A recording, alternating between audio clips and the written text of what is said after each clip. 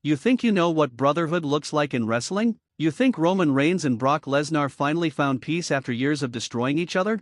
Think again. Because what happened in that hospital room wasn't a moment of healing, it was the calm before another storm, and I'm about to show you exactly why everything you believed about these two warriors is about to crumble right before your eyes. What you're about to witness isn't just another wrestling moment. This is raw. This is real. This is the kind of tension that doesn't just break bodies, it breaks souls. And before we dive into this emotional roller coaster, I need you to do something for me. I need you to be part of the Slamzone family, because we're not just watching wrestling here, we're dissecting the heart and soul of what makes this business hurt so beautifully. Hit that subscribe button right now. Smash that notification bell, because I promise you, by the end of this video, you're going to see Roman Reigns and Brock Lesnar in a way you never thought possible. And when you do, I want you in the comments telling me if you saw this coming. Can you do that for me? Can you be part of something bigger than just watching? Let's go. The scene opens with Roman Reigns walking through those sterile hospital corridors, and already you can see it in his eyes. This man is carrying the weight of 1,000 wars on his shoulders. The fluorescent lights flicker above him like they're struggling to stay alive, just like he's been struggling to keep his legacy intact.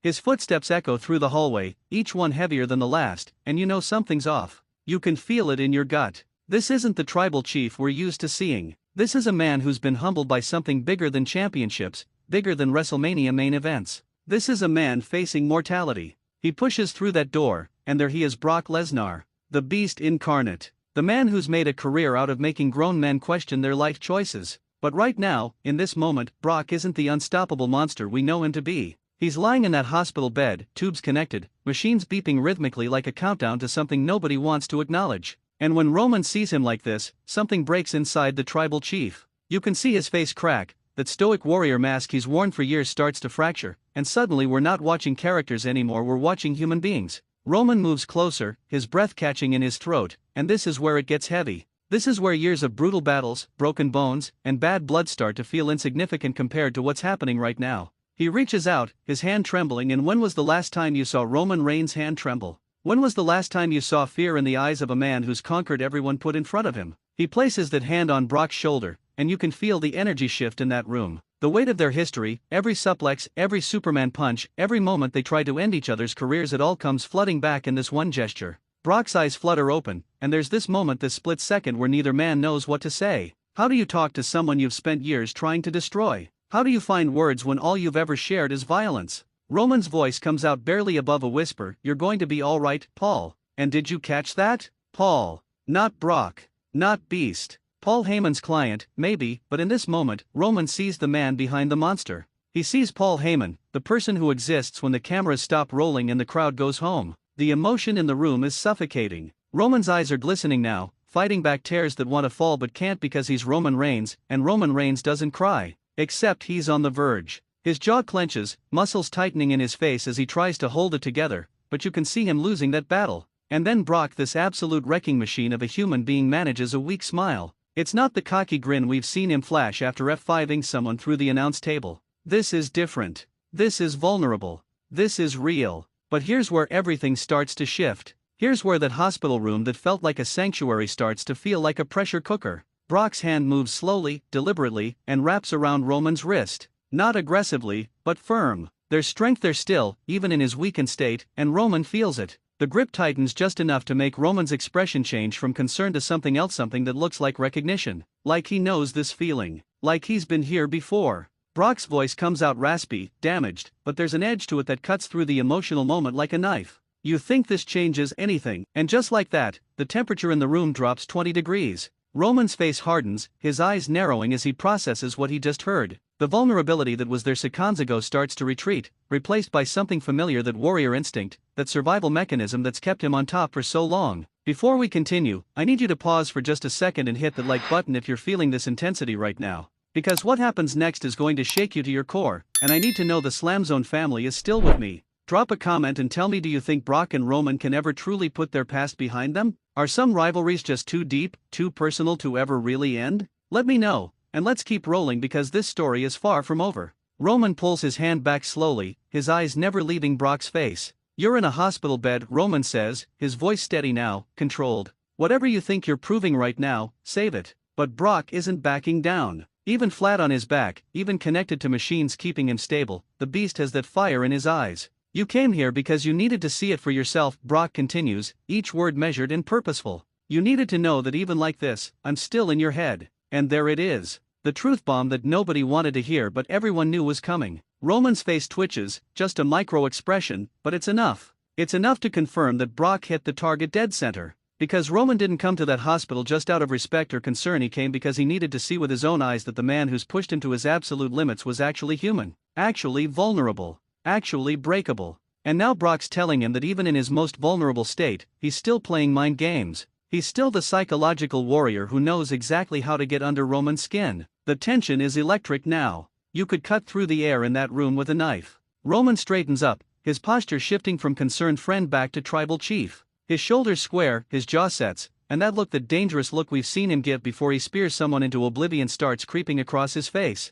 You want to do this now? Roman asks, his voice low and threatening. In here? Like this? Brock's smile widens just a fraction, and even though he's clearly in pain, even though he's clearly not at full strength, there's something terrifying about that smile. It's the smile of a man who's faced death and laughed at it. It's the smile of someone who knows that physical limitations don't matter when you're inside someone's head. I'm just saying, Brock rasps, don't mistake this moment for weakness. Don't mistake your tears for victory. Because the second I walk out of this hospital, the second I'm cleared to compete again, you and I both know what happens next. Roman's breathing changes. Deeper. More controlled. Like he's trying to regulate the rage building inside him. His hands ball into fists at his sides, and you can see every muscle in his forearms tensing. The tribal tattoos on his arms seem to come alive with the intensity radiating from him. You're threatening me, Roman says, not as a question but as a statement of disbelief. You're lying in a hospital bed, and you're threatening the tribal chief. I'm promising you, Brock corrects him, and those 3 words carry more weight than any promo either of them has ever cut.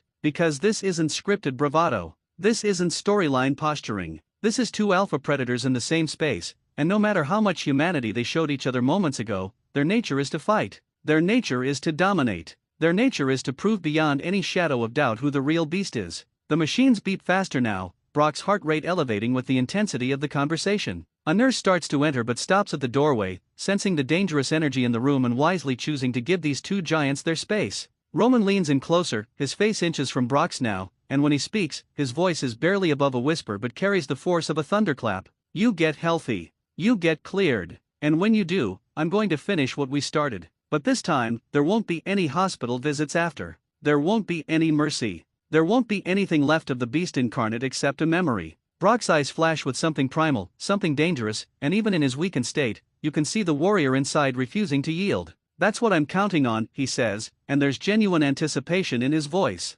Not fear. Not concern. Anticipation. Like he's been waiting for Roman to get to this point. Like everything, the hospital visit, the emotional moment, the tears, was all building to this declaration of war. Roman stands up straight, his jaw clenched so tight you'd think his teeth might crack from the pressure. He looks down at Brock one more time, and there's a complexity in that look that's hard to describe. It's respect mixed with hatred. It's concern mixed with murderous intent. It's the acknowledgement that these 2 men have pushed each other to heights neither would have reached alone, while simultaneously recognizing that their story can only end one way, with one of them broken beyond repair. Get well, Brock, Roman finally says, turning toward the door. But before he reaches it, he stops and looks back over his shoulder. Because I need you at your absolute best when I destroy you. And with that, the tribal chief walks out, leaving Brock alone in that hospital room with a smile on his face that would terrify anyone who doesn't understand what these 2 warriors really are. What we just witnessed wasn't reconciliation going wrong, it was reconciliation being impossible. Some rivalries transcend friendship.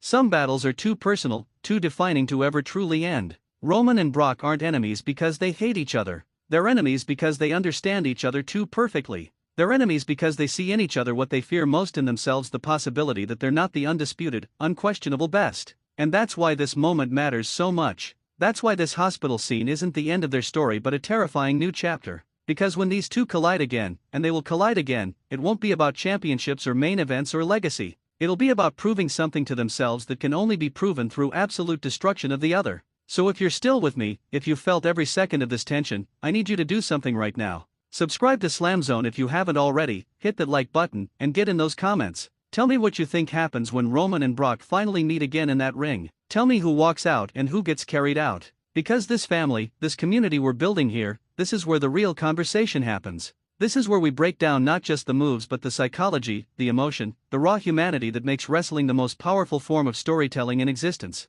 This is Slamzone, and we don't just watch wrestling, we feel it in our bones. Until next time, keep your eyes open, keep your guard up, and remember that in this business, the most dangerous moments aren't the ones in the ring. They're the quiet ones in hospital rooms where warriors realize that their wars will never truly end.